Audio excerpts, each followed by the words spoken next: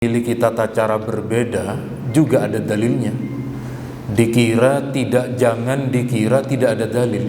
Ada, tapi mereka tidak sampaikan. Kalaupun disampaikan, mereka akan menuduh dhaif, akan menuduh khurafat macam-macam. Padahal sekali lagi kita akan mengkaji ini secara objektif. Setelah itu panjenengan monggo. Panjenengan memilih opsi pertama yang tidak suka, silahkan, ataukah opsi yang kedua, silahkan. Yang penting jangan menjelekkan, yang penting jangan menuduh hanya karena ketidaktahuan. Pertama adalah arti kata ziarah. Ziarah dari derivasi kalimat zara yazuru ziarah, artinya adalah berkunjung. Berkunjung dalam arti ziarah kubur adalah dalam rangka membahagiakan, memberi kesenangan kepada orang yang kita ziarahi. Nanti ada dalilnya itu. Ada dalil bagaimana orang di kuburan saat kita ziarahi itu mereka senang. Nanti sekali lagi akan kita sampaikan berdasarkan dalil, bukan berdasarkan pengalaman. Sebab saya juga belum pengalaman, kecuali kalau ada di antara panjenengan yang sudah pengalaman. Saya doakan semoga yang hadir sehat walafiat, panjang umur semuanya. Ini masih tahap judulnya saja, aminnya sudah kompak, apalagi nanti ke belakang ya, karena sudah lebih banyak ke bab kuburan. Ada salah satu imam dalam madhab Syafi'i bernama Imam As-Subki. Beliau hidup satu masa dengan Syekh Ibnu Taimiyah. Jadi saat itu memang terjadi sengit-sengitnya perbedaan. Apa yang sudah banyak dilakukan oleh umat Islam dikritisi oleh Syekh Ibnu Taimiyah. Mulai dituduh bid'ah, dituduh macam-macam. Dan di saat yang sama ada ulama yang bernama Imam As-Subki. Jadi setiap masa itu akan ada ulama yang sebanding dalam masalah ini. Kita lihat kata beliau, ziarah kubur itu ada 4 macam, ada 4 tipe. Ada yang sekedar hanya ziarah kubur hanya untuk sekedar ingat mati, untuk ingin supaya tidak terlena dalam kehidupan. Panjenengan Pak, khususnya yang pernah mengalami COVID dulu, kalau panjenengan ingin terenyuh lagi, silahkan panjenengan datang ke makam Keputih atau makam Benowo di tempat para korban wafat COVID itu dimakamkan. Di situ panjenengan akan bersyukur, Pak. Oh ya Allah, ternyata saya masih diberi kehidupan yang kedua setelah di tahun yang sama banyak kerabat, banyak teman meninggal. Niku meskipun kita tidak tahu ini kuburannya siapa, tidak kita kenali, tetapi dengan melihat ziarah kepada orang yang saat itu wafat karena penyakit yang membuat ratusan ribu orang meninggal, yang kata sahabat saya Dr. Athoillah, dokter di wakil dekan di Fakultas Kesehatan Masyarakat, saat itu Pak, di Keputih 3 menit sekali ambulan lewat Pak. 3 menit. Kemudian di masing-masing rumah sakit tiap harinya bulan Juli 2 tahun yang lalu 2021 itu 150 jenazah Pak yang mengantri untuk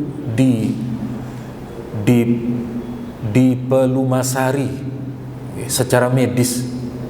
Jadi sekali lagi, kalau kali panjenengan saat itu betul-betul mengalami situasi yang kalau hari ini kita berziarah, maka kita bersyukur Allah masih memberi sehat, Allah masih memberi hidup, dan seterusnya. Untuk yang pertama, dalilnya banyak Pak. Ziarah hanya sekedar ingat mati, ini banyak.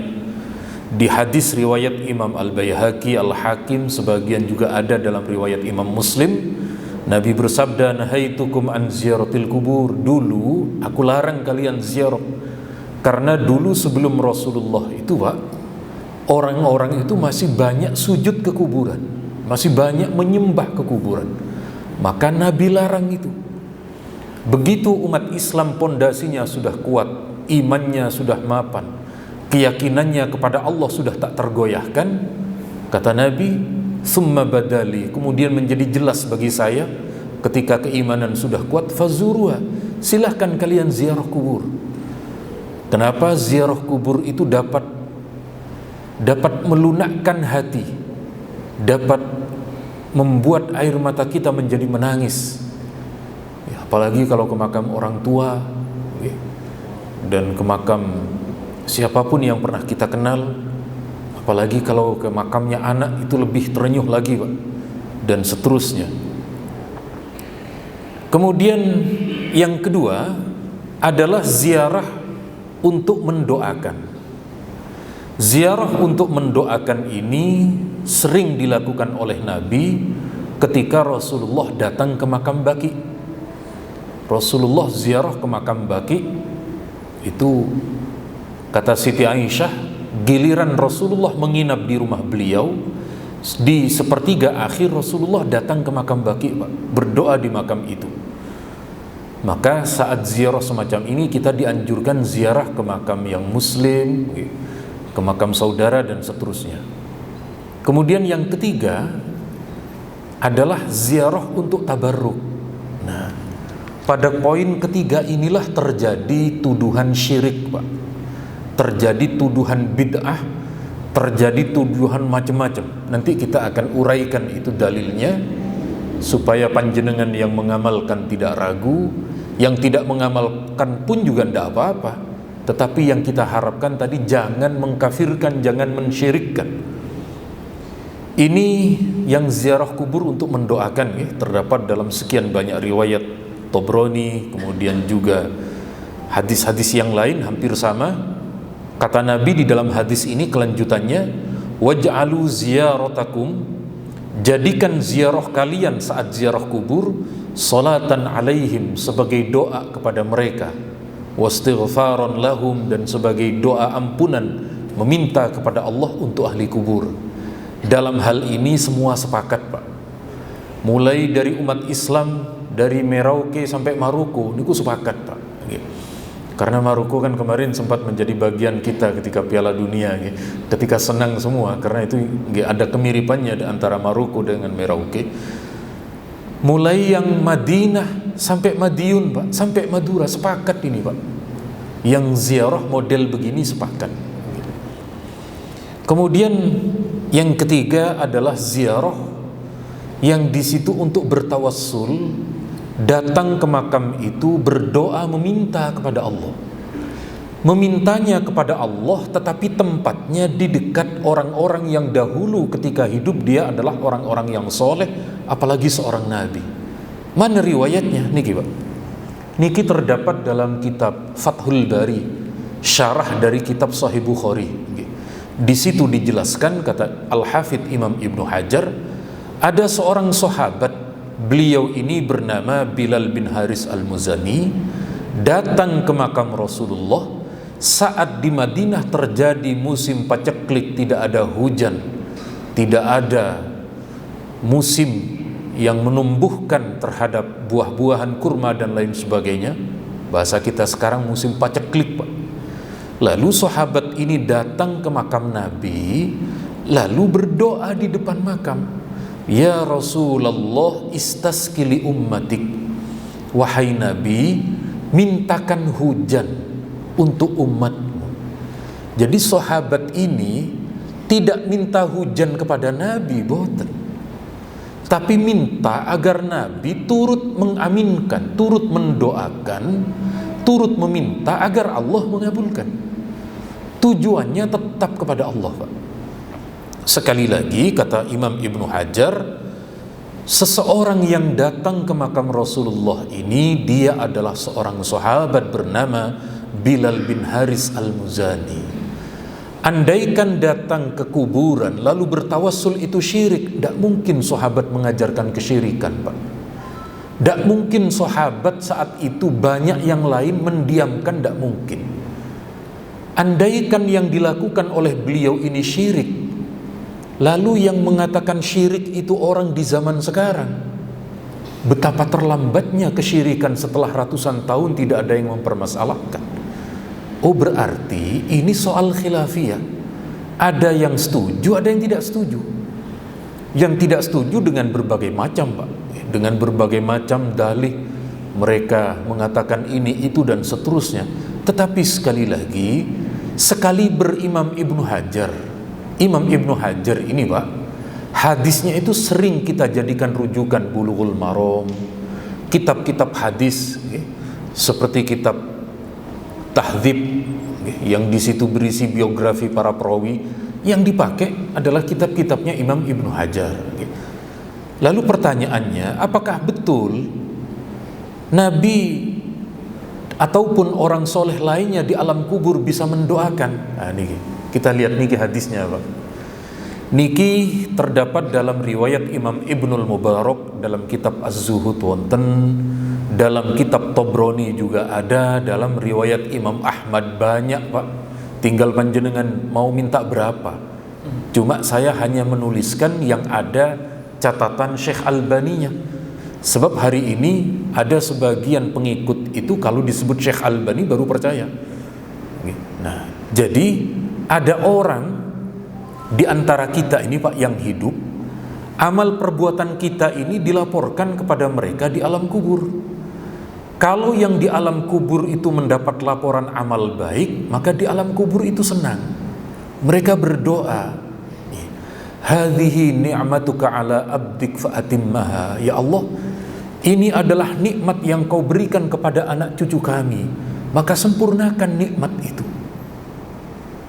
Ataupun kalau dilaporkan kepada ahli kubur itu adalah amal buruk, maka mereka di alam kubur berdoa, Allahumma raji' bi abdik. Ya Allah, anakku ini dulu awalnya baik, lalu dia mungkin salah pergaulan, salah teman, mungkin ada kesalahan yang lain, kembalikan hambamu ini seperti sedia kala.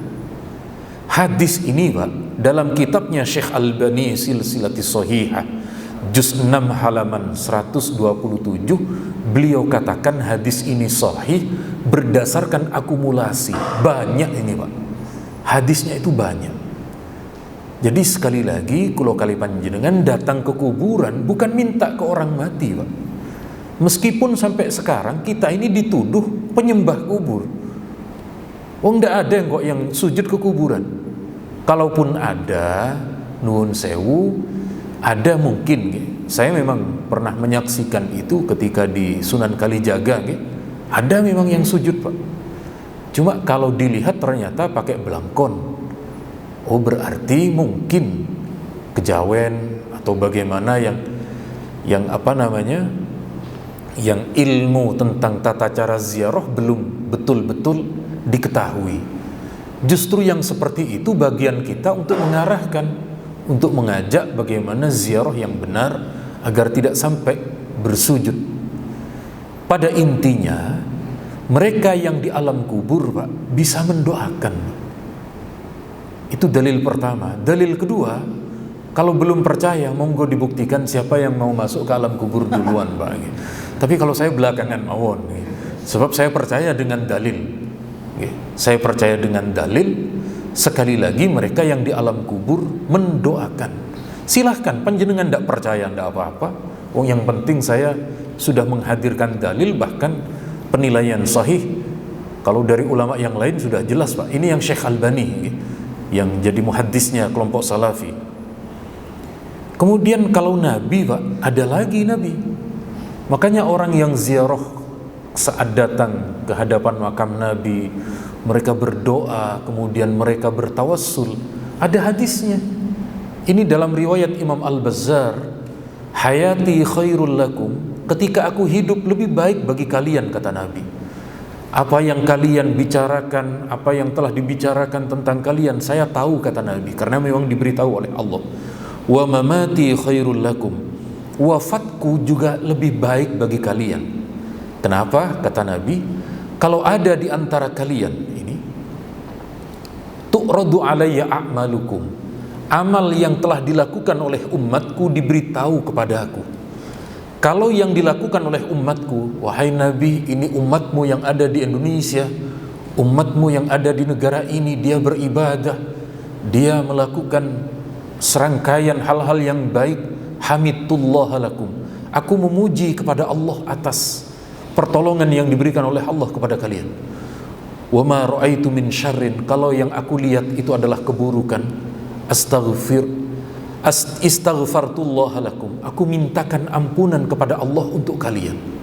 Sekali lagi, hadis ini menurut golongan ulama Syafi'iyah, yakni Al-Hafidh Nuruddin Al-Haythami, beliau katakan rawahul Bazzar wa rijaluhu rijalus sahih. Memang setelah saya cek ke kitabnya Syekh Albani Silsilatid Dha'ifah, beliau mendhaifkan, Pak. Kenapa? Ya, biasa faktor ketidakcocokan mazhab. Saya lihat itu beliau oleh ulama yang lain, kata ada seorang ulama muhaddis dari Maroko, Syekh Abdullah bin Siddiq Al-Ghumari, Pak. Kata Syekh Abdullah, beliau begini, saya sebenarnya percaya kepada Syekh Albani, tetapi karena Syekh Albani mendhaifkan hadis ini, saya ragu dengan kedisiplinan ilmu beliau, dengan kejujuran ilmu beliau. Karena yang menurut para ulama ahli hadis yang lain itu sahih, beliau dhaifkan. Sekali lagi, bagi kita, bagi panjenengan saat datang ke Madinah, ziarah ke makam Rasulullah, berdoa di depan makam Nabi, Pak, bukan Nabi yang mengabulkan, Allah yang mengabulkan, Pak.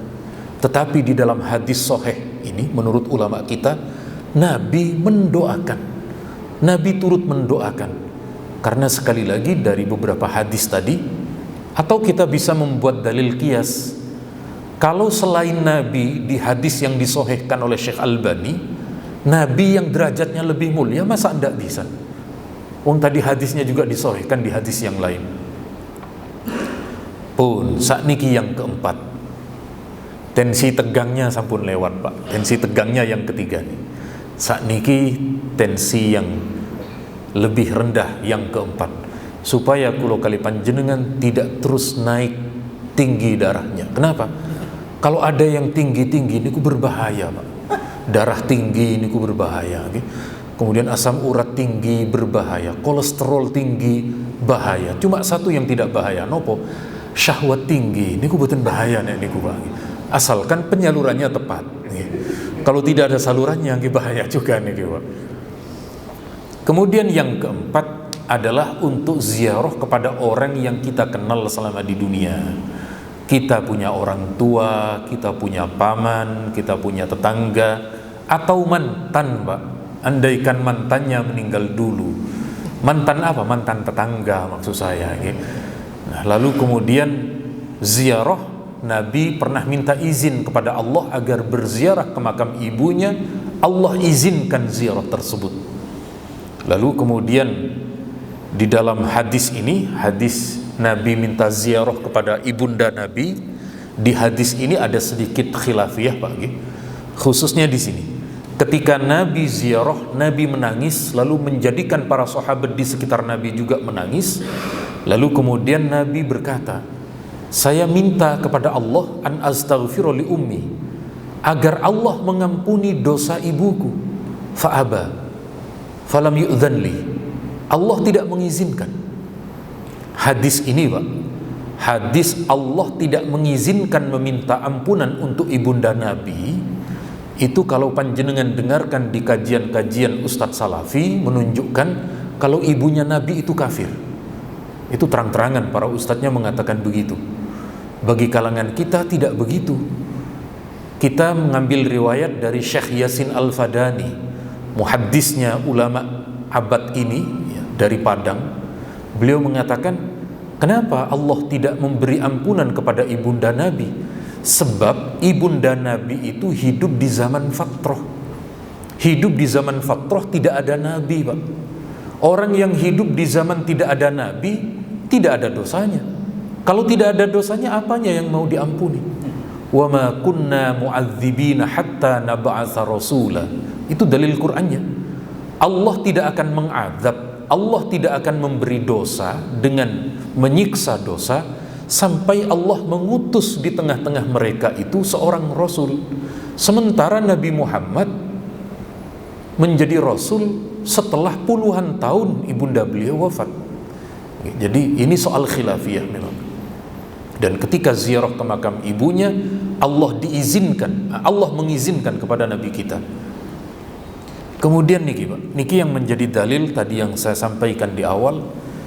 Sayyidah Aisyah meriwayatkan, "Ma min rajulin yazuru qabra akhi", tidak seorang pun berziarah ke makam saudaranya lalu duduk di dekatnya kecuali dia yang dikubur itu senang dengan kedatangan kita, menjawab salam kita, dan sampai kita pergi meninggalkan kubur tadi. Maka hadis ini sangat menganjurkan Pak untuk kita ziarah ke makam orang tua kita. Saat kita ziarah senang itu Pak, mereka yang di alam kubur itu Pak. Bahkan mereka ini dalam hadis yang lain, tetapi hadis yang lain ini dhaif, kesenangan mereka sama seperti saat berkumpul ketika di dunia. Lagi-lagi hadis ini memang dhaif, tetapi masuk dalam kategori kesahihan anjuran ziarah. Ini pun masih ada yang menilai sahih, yakni Syekh Abdul Haq Al-Ishbili, Imam Ibnu Abdul Bar dalam kitabnya At-Tamhid dan lain sebagainya. Kemudian bagaimana ada orang itu ziarah kubur tapi mereka baca Quran? Lu dari dulu Pak, datang ke kuburan baca Quran itu dari dulu. Ini muridnya Syekh Ibnu Taimiyah bernama Syekh Ibnul Qayyim. Beliau menulis kitab Ar-Ruh.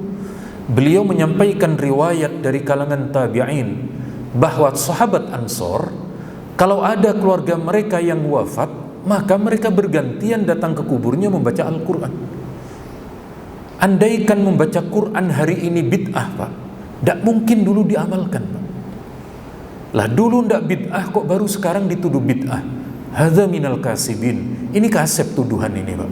Dulu tidak ada masalah kok. Ada lagi yang sering membawa, itu menurut Imam Syafi'i tidak boleh. Kata siapa?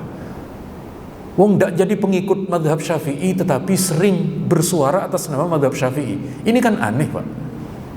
Ternyata Imam Ibnul Qayyim sama. Ibnul Qayyim di dalam kitab Ruhnya ini sama, beliau meriwayatkan dari muridnya Asy-Syafi'i bernama Az-Za'farani. Az-Za'farani bertanya kepada Imam Syafi'i, "Wahai Syekh, bagaimana membaca Al-Quran di kuburan?" Beliau menjawab, "La ba'sa biha", tidak apa-apa. Jadi kami mazhab Syafi'i yang membaca Quran di kuburan, imam kami tidak ada masalah. Memang ada riwayat lain yang dikutip oleh Ibnu Katsir dalam kitab tafsirnya itu ketika menyampaikan ayat ayat yang berkaitan dengan pahala yang tidak sampai. Tetapi sekali lagi Imam Syafi'i memiliki dua pendapat. Kebetulan kami yang mengamalkan, yang memperbolehkan. Am lam yunabba bima fi suhufi Musa wa Ibrahim alladhi waffa alla taziru waziratu wizra ukhra wa allaysa lil insani illa ma sa'a. Kalau menurut kami Pak, menurut mazhab Syafi'i, ayat itu wa allaysa lil insani illa ma sa'a jangan diambil di ayatnya itu, tapi baca ayat sebelumnya. Bagaimana ayat sebelumnya? Ayat sebelumnya itu Pak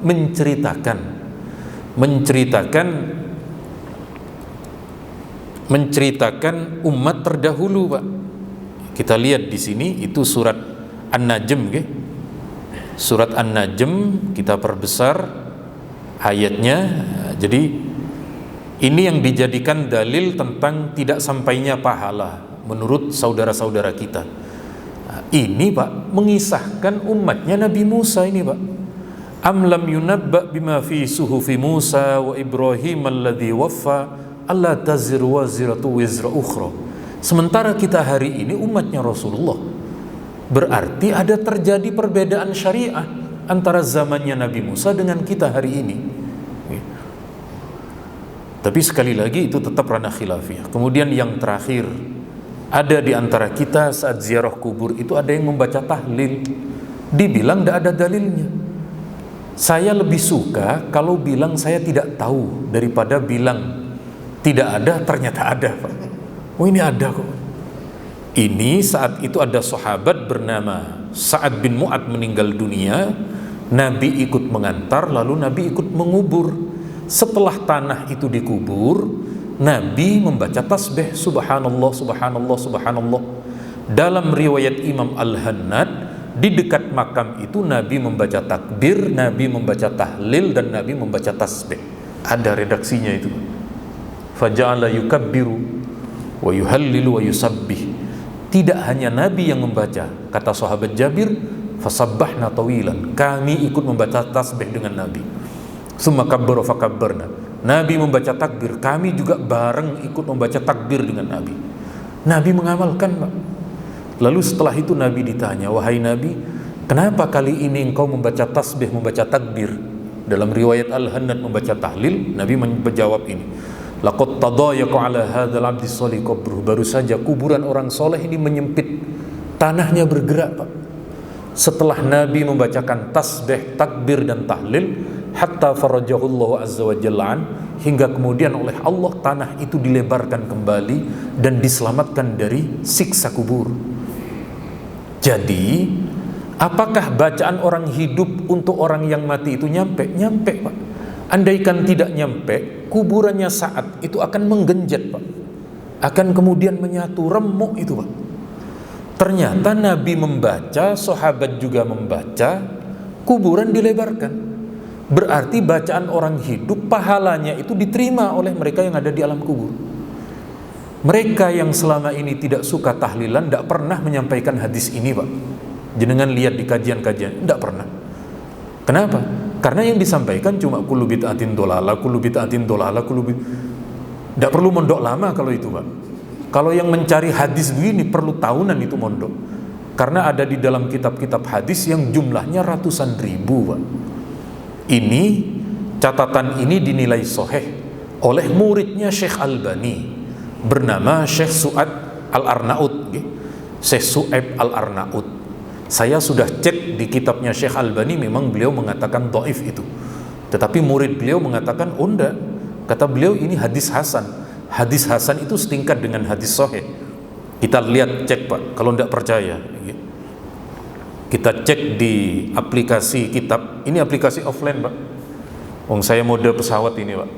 Mode pesawat kan enggak bisa online, Pak. Jadi kita lihat di sini, laqad tadayaqa. Ini Musnad Ahmad. Ini kitab Imam Ahmad bin Hanbal. Kita lihat di sini. Ini hadisnya, Pak. Hadisnya ini nomor 14.916. Ya, jadi sama tentang tadi. Di dekat makam itu Nabi membaca tasbih, Nabi membaca takbir. Lalu kata Syekh Su'aib Al-Arnaud, ini hadisnya hasan, ini bukan hadis dhaif. Memangnya berapa jumlah? Beliau mengutip ini, Pak, sebanyak 3 kali, Pak. 2 kali. Beliau hadisun sahih, hadis tentang Nabi membaca tasbih, membaca takbir di dekat makam, itu adalah hadis sahih kata beliau, karena memiliki banyak jalur riwayat. Ini beliau ulang, Imam Ahmad mengulang dalam riwayat hadis yang ke 15.071. Lalu berapa jumlahnya Musnad Ahmad? Jumlahnya, Pak, ada 27.000, Pak. 27.000 itu bukan angka sedikit bagi orang yang mempelajari hadis. Lah kok cuma kullu bid'atin, kok cek pena, Pak. Lalu kita lihat berapa sih jumlah hadis itu? Jumlah hadis itu, Pak, menurut ulama kita, sekali lagi, teramat sangat banyak, Pak.